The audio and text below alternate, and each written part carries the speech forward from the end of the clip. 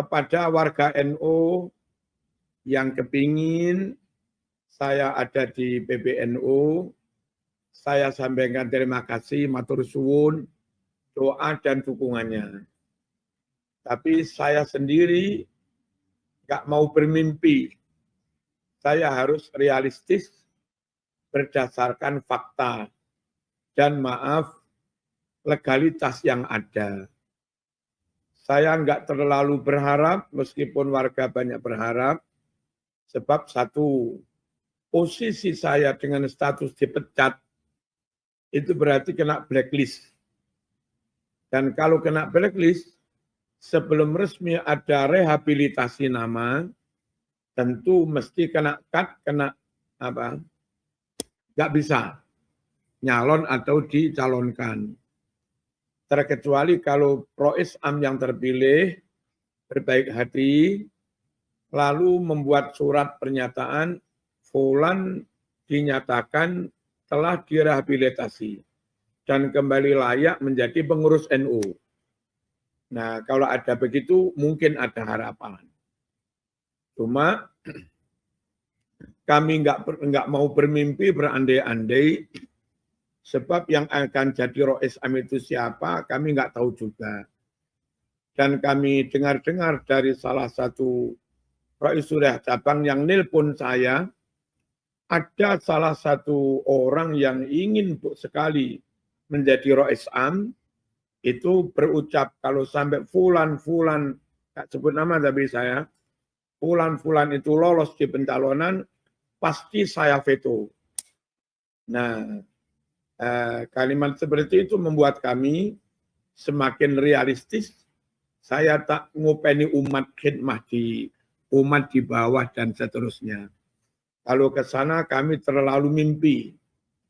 Nanti Munas, Kombes di pelosok kalau jadi memutuskan tatib kayak apa, syarat ketum kayak apa, lalu prosedur pemilihannya mekanisme kayak apa, belum diputuskan dan akan diputuskan dalam Munas dan Kombes di pelosok. Syaratnya kayak apa kita belum tahu, kemudian apa dipilih Rois Am bersama Ahwa kita nggak tahu, apa langsung diangkat Ahwa kita nggak tahu, diangkat Rois Am kita nggak tahu untuk posisi ketum. Atau seperti biasa langsung dipilih oleh cabang-cabang atau aklamasi plus PW, kita nggak tahu. Atau cabang plus PW sekedar mencalonkan, jadi mensepakati 2 nama atau 3 nama calon suara terbanyak. Lalu diserahkan kepada Rois Am untuk memilihnya. Atau diserahkan Rois Am bersama Ahwa untuk memilihnya. Semuanya itu kita nggak tahu, belum diputuskan dalam Munas atau Kombes, sehingga sekali lagi kami terima kasih kalau ada warga yang ingin kami ada di PBNU, tapi kami juga harus realistis, nggak mau mimpi terlalu jauh. Kemudian keinginan sebagian orang, calon ketua umum harus begini, termasuk yang saya dengar harus selesai dengan dirinya, secara ekonomi harus kaya raya. Nah, sementara saya itu nggak kaya raya. Nah, untuk memenuhi syarat ke sana juga masih jauh api di atas panggang. Saya nggak laki-laki, nggak mau mimpi.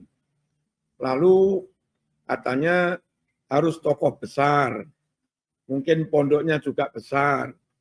Lalu kiprahnya, pengaruhnya sampai dalam dan luar negeri, sehingga mampu membawa NU ke kancah internasional global. Kalau sampai ke sana, tentu saya jauh dari memenuhi syarat itu, yang sangat ideal itu.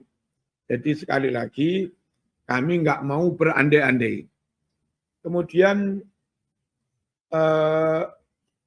layaknya kalau menurut kami, itu pertama Ahwa selesai.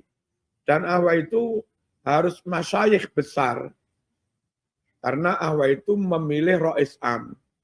Jangan sampai orang bukan masyayikh, lalu ikut menentukan siapa Rois Amnya. harus masyayikh dari pondok besar.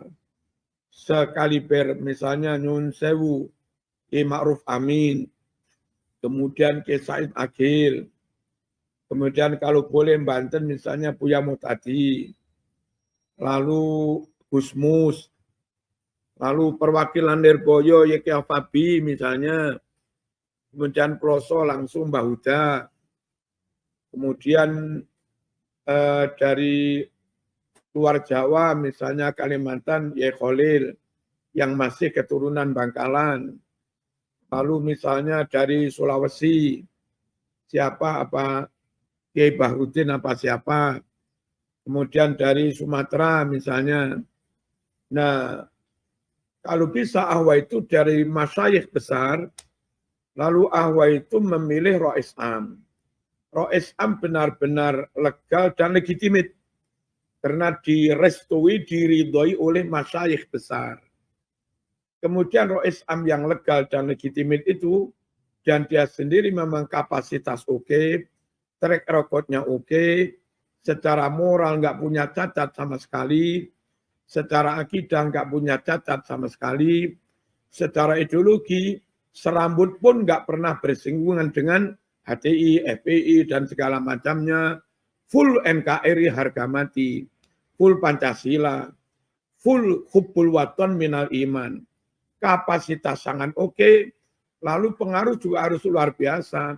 Dia tokoh yang jam terbangnya sudah luar biasa, muridnya luar biasa, alumninya luar biasa, kader yang dia kader kalau dia pernah di kampus, ada sekian kader kampus PMI atau apa, dulu pernah jadi kader dia luar biasa. Nah, Rois Am yang kayak begitu, kapasitasnya oke, dapat legalitas, dapat legitimasi yang luar biasa, lalu pengalaman jam terbangnya juga luar biasa, itu nanti diharapkan akan bisa mampu memajukan NU, membawa NU pada suasana yang benar-benar wibawa lagi.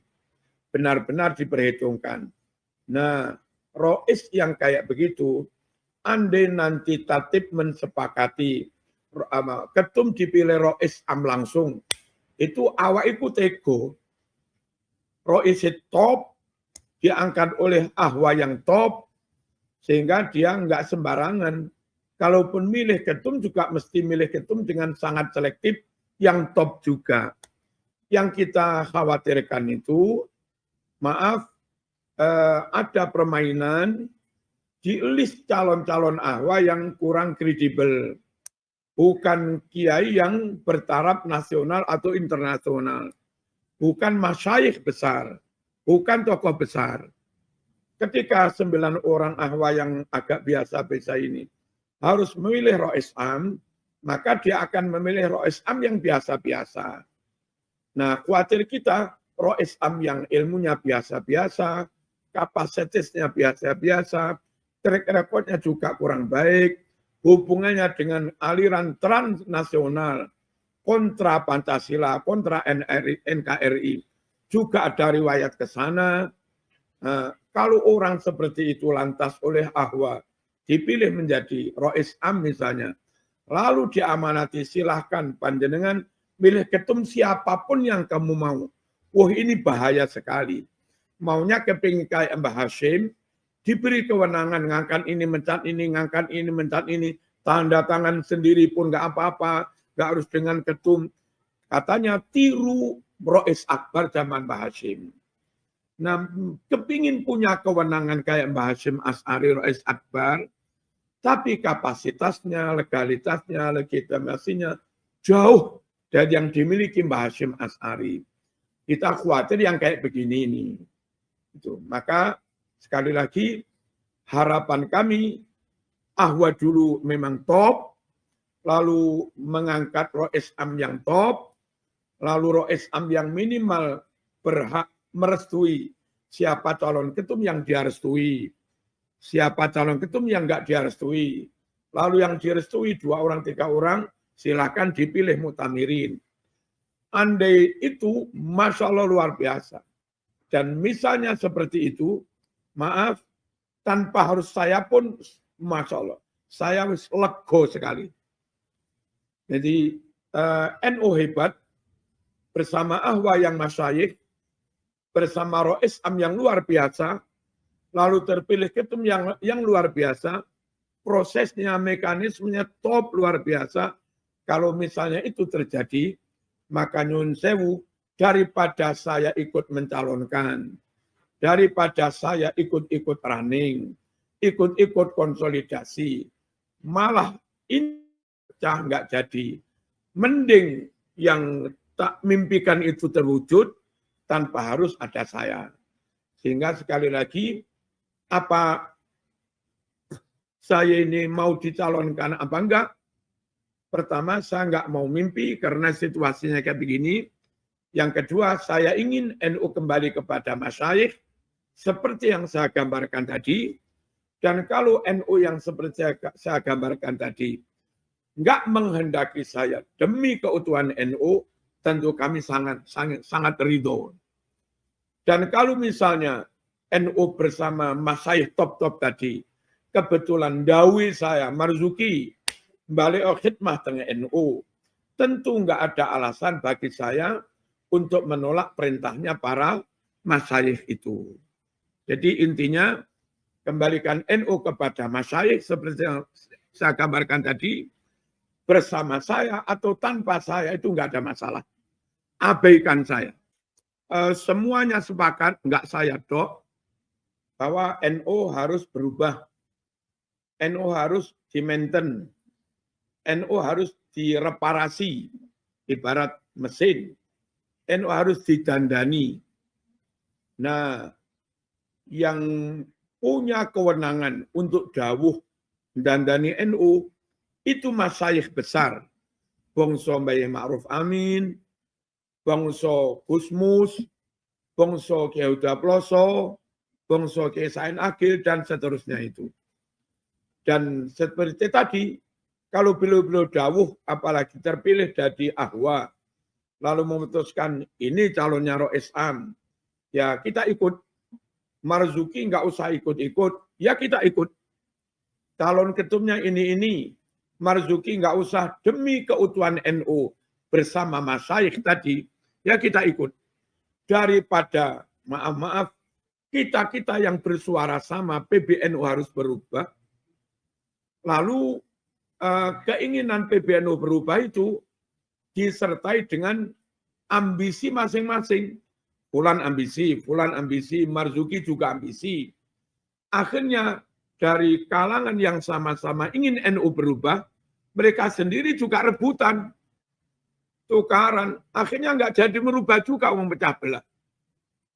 Jadi kalau saya mending meneng, asal NU bersama masyayikh, atas jauhnya masyayikh, demi keutuhan NU, saya meneng.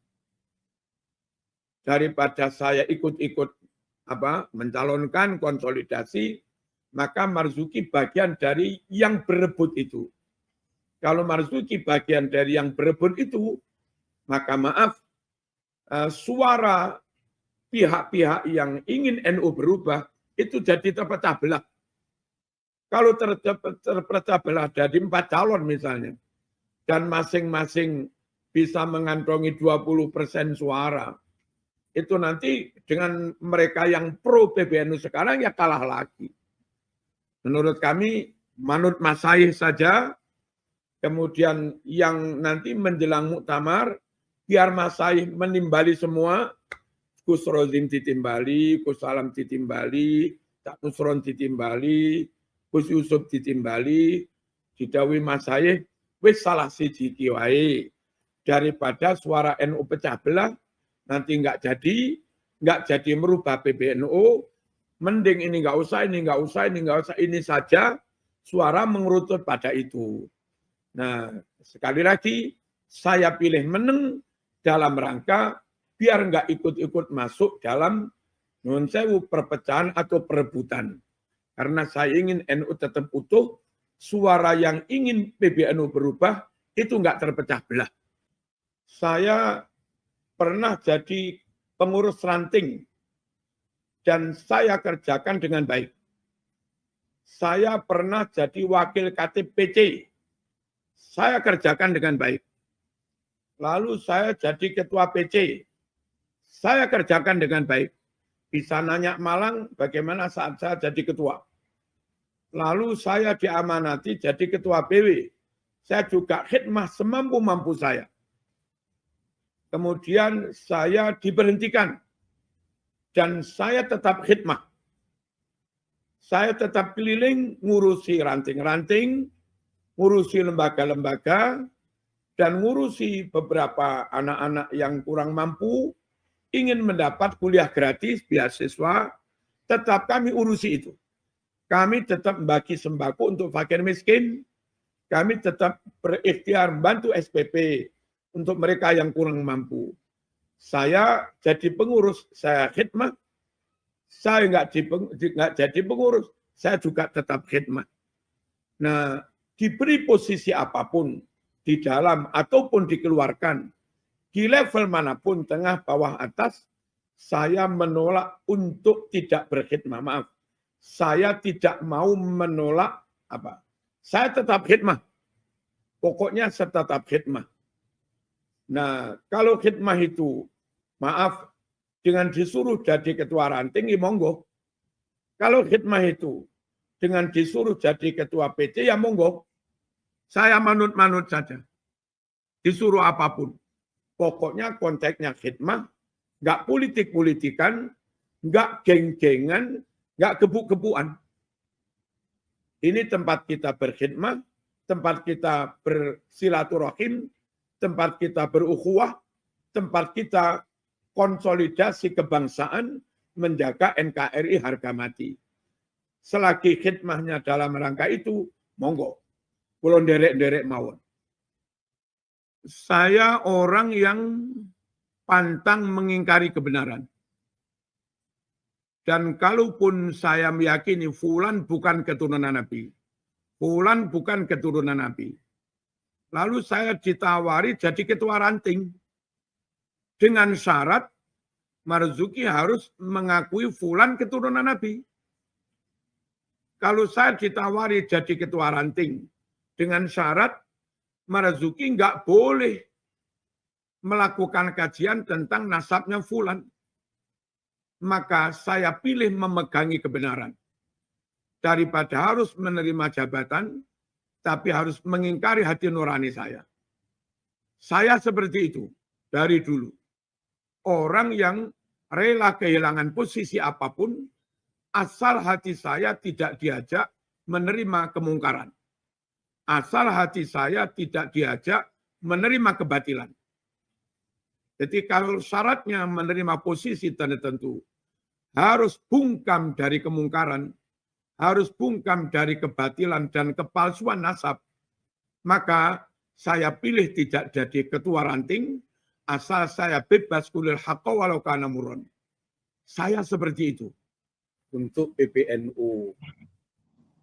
Setelah terpilih, lalu ketika melengkapi kepengurusan, itu jangan asal comot. Lengkapi kepengurusan dengan SDM-SDM yang benar-benar tulus, benar-benar NU, secara ideologis, amaliyah, dan segala macamnya.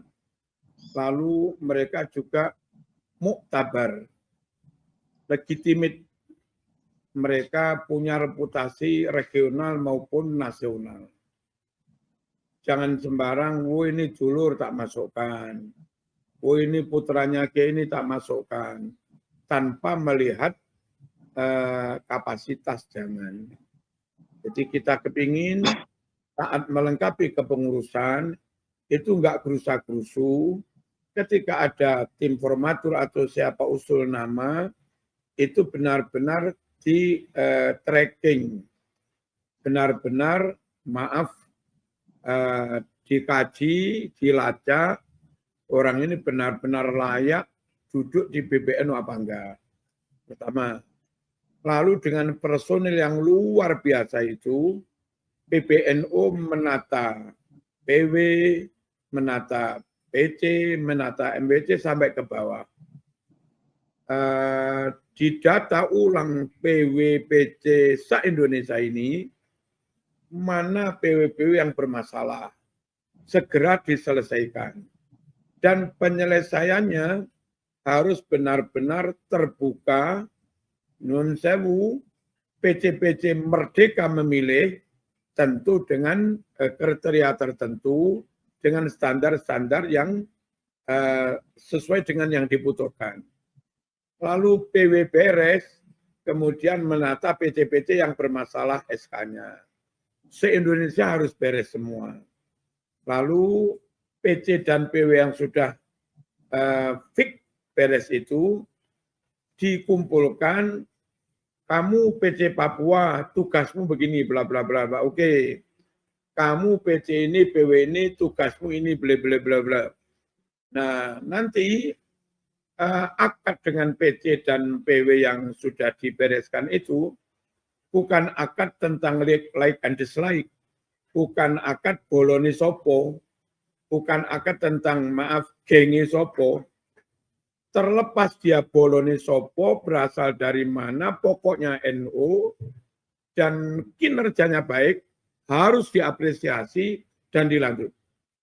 Dan meskipun mungkin ponakane dhewe, bolone dhewe, mungkin juga pendukungnya, kalau ternyata mengerjakan tugas yang diamanatkan tadi nggak becus, ya harus diganti.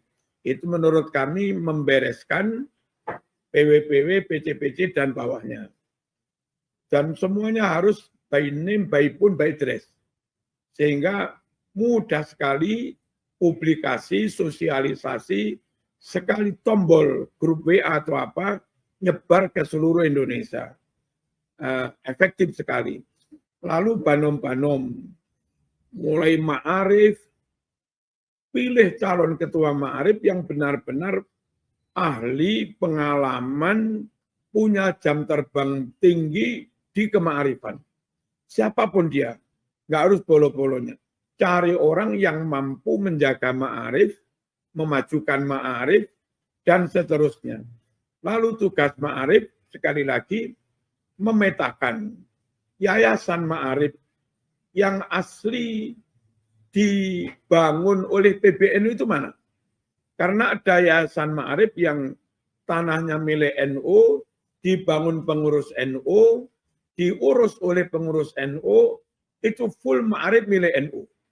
Saya pikir di Lamongan, di Mertua, itu kiai setempat membuat lembaga pendidikan, mendirikan yayasan, tapi karena kiai NU, maka yayasannya digabungkan dengan ma'arif. Nah, ma'arif yang klaster pertama dengan klaster kedua harus dibedakan.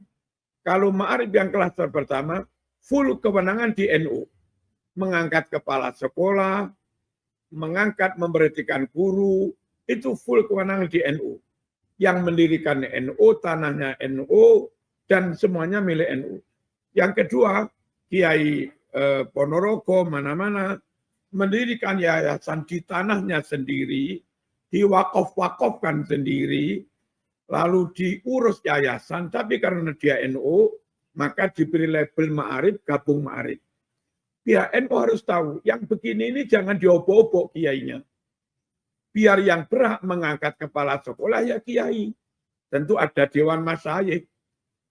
PBNU sekedar mengawasi ideologinya, akidahnya, moralitasnya. Ketika yayasan itu menyimpang secara moralitas, PBNU berhak turun dan maaf mengupayakan pergantian. Ketika yang yayasan maaf keluarga daerah ini kebetulan keluar dari NU ikut HTI, ikut maaf FPI, PBNU turun. Nggak boleh lembaga NU diambil orang lain. Di luar itu sopo sing jadi, namanya siapa, full urusan kiai setempat. Nah kadang-kadang kita yang unu-unu daerah, sudah tahu unu daerah itu didirikan kiai setempat, lalu NU merasa memiliki, turun atas alasan apa, rektornya diganti. Padahal yang mendirikan orang setempat, orang daerah, yang merintis orang daerah, ini menurut kami nggak bijaksana. Beda loh NU dengan Muhammadiyah. STM Muhammadiyah itu dari dana pusat. UNMU itu dari dana pusat. Dan macam-macam dari dana pusat. Maka kalau manajemennya yang berhak mengesahkan menunjuk pusat, emang semuanya pusat. Nah di NU itu banyak lembaga kayak saya di Malang begini. Kita di Malang yang mendirikan, yang berkeringat nyari dana ya kita, yang wakaf orang Malang. Terus karena kita NU, kita gabungkan ke Ma'arif NU. Lalu gara-gara atas nama Ma'arif, kemudian ini milik NU, Kiai nggak berhak. Ini jadi nggak baik ya. Nah, kita kepingin PBNU menata itu, tapi harus tahu batasan. Begitu juga yang lain-lain, kampus, perguruan tinggi, lembaga ekonomi, dan segala macamnya. Dan yang nggak boleh dilupakan, itu amanah diniyah, amanah agama. Jangan sampai NU lewat PBNU-nya, BWNU-nya, PJNU-nya, MBJNU-nya. Jangan sampai nggak tahu masjid tertentu ternyata takmirnya HTI. Nggak boleh nggak tahu. Dipastikan seluruh ketakmiran, pengurus sekolah madrasah di kampung, itu semuanya asli kader NU. Kalaupun dia khotib, standar khutbahnya sah menurut fikih. Lalu kalau dia imam, bacanya juga standar fasih, sah menurut fikih. NU punya kewajiban ngontrol itu sampai ke bawah. Sehingga dimanapun masjid berlabel NU, dipastikan ngimaminya sah. Dimanapun masjid label NU dipastikan khutbahnya sah. Dipastikan materinya nggak keluar dari Ahlus Sunnah wal Jamaah. Nggak boleh pengurus tidak ngontrol ini semua. Nah maaf, sekali maaf, kadang malah pengurusnya nggak tahu ini takmirnya siapa, khotib ini siapa, sah apa enggak, itu nggak boleh. Lalu diniyah, pastikan diniyah, TBK terdata semua, dan PBNU lewat PWNU, lewat PJNU, tahu datanya. TBK ini, kepalanya ini, gurunya jumlahnya ini, semuanya bersertifikat tajwidnya oke. Kita kepingin sekali PBNU ngurus itu sampai bawah. Minimal tahu datanya. Perkara ngurusnya didelegasikan ke PJ atau MBJ.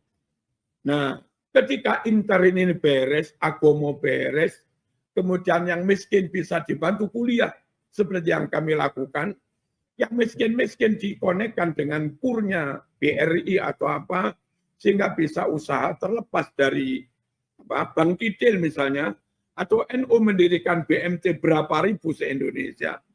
Intern ini beres agamanya, beres struktur pengurusnya, beres keabsahannya, legalitasnya, beres ekonominya, lumayan pendidikannya, lah monggo pelan-pelan, nun sewu, mulai melangkah ke Malaysia, mulai melangkah ke ASEAN, mulai melangkah ke Asia, mulai melangkah ke dunia internasional.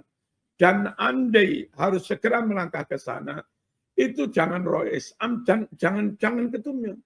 Misalnya kepengurusan belakang, untuk urusan wakil luar negeri misalnya, satu misalnya Prof. Nadir Shah, dua siapa, ketumnya Rois Amnya setahun 2 tahun fokus ngurusi rumah tangga. Ojo rumah tangganya nggak karu-karuan. Nyun sewu, banyak problem. Ribuan anak-anak banser, anak-anak orang ranting nggak bisa kuliah. PBNU-nya nggak tahu menau, BWNU nggak tahu menau. Apa artinya kita ngetop? Oh, kami bisa duduk bersama Trump, kami bisa duduk bersama tokoh Yahudi internasional. Tapi nyun sewu anak kelek-kelek, anak kelaparan. Ojo ngono. Jadi menurut kami harus takdimul aham fal aham, prioritas, dahulukan yang lebih penting, urusan rumah tangga didahulukan, baru setelah itu, maaf, membantu rumah tangga orang lain. Itu baru keren menurut kami. Apa artinya kita ngetop dengan orang lain, untuk urusan rumah tangga kita ngemis. Terus terang.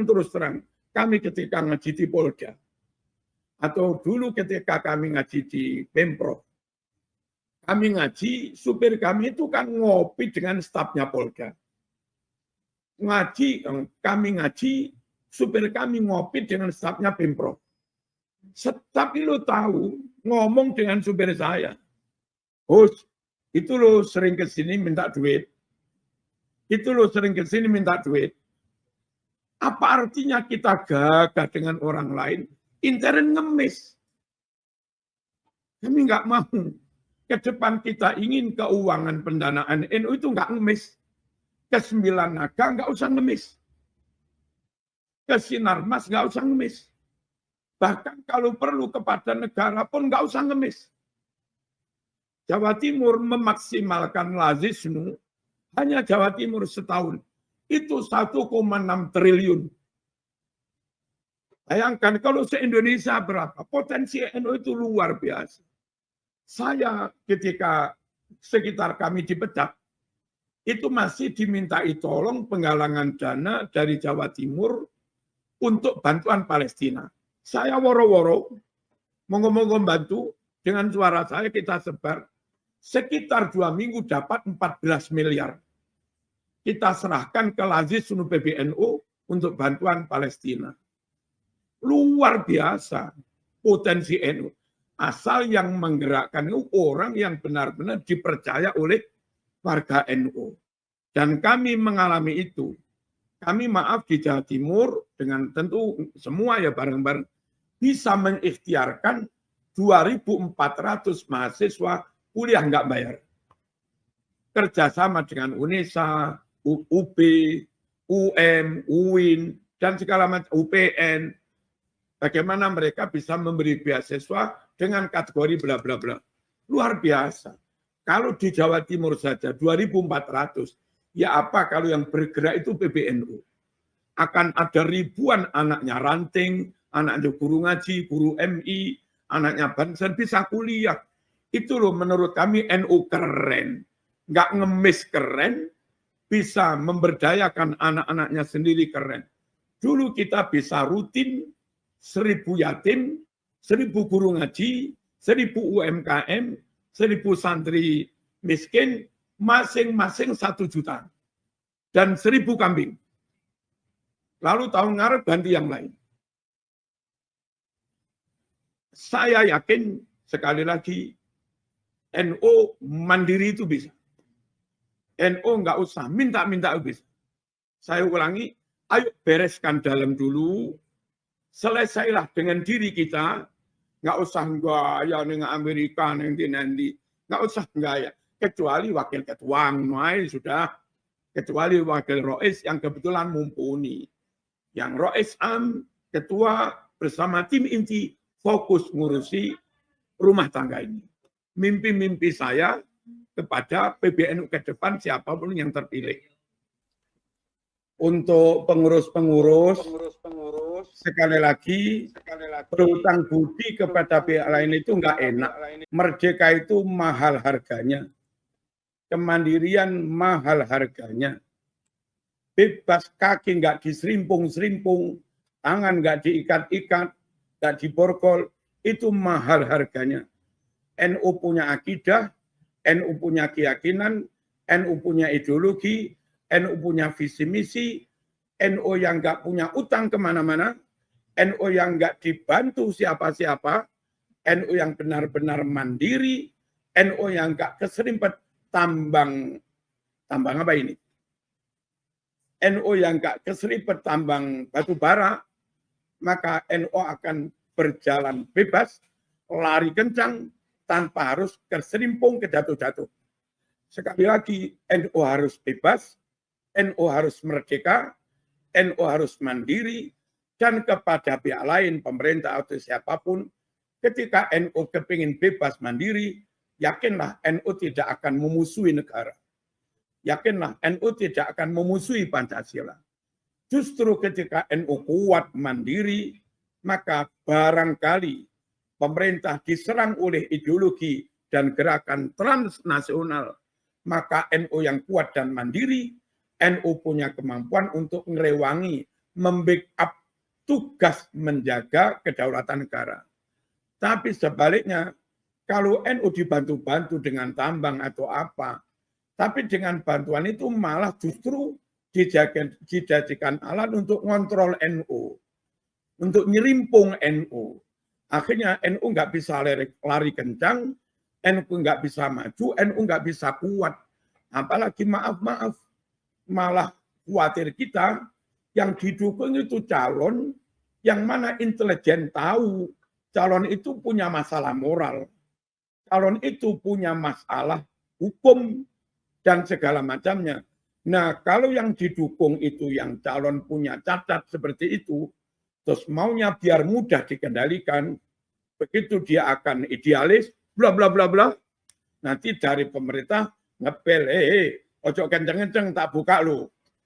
Nah, kalau misalnya maaf, yang diinginkan yang lemah seperti itu, lalu NU tetap dikendalikan, dikontrol, lalu NU menjadi kerdil, menjadi lemah, maka ketika pemerintah atau negara diserang oleh ideologi dan gerakan transnasional, khilafah, wahabi, dan segala macamnya, maka NU tidak cukup fight, tidak cukup kuat, nggak siap bertarung, ngerewangi membantu negara untuk menjaga ideologi negara.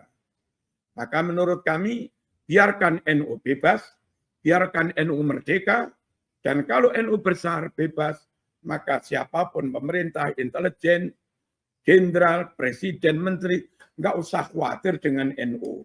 Nggak ada sejarah NU berontak, itu nggak ada. Nggak ada sejarah riwayat NU tentang Pancasila, tentang Pancasila nggak ada. Sekali lagi, kami kepingin NU merdeka dan berdaulat. Wassalamualaikum warahmatullahi wabarakatuh.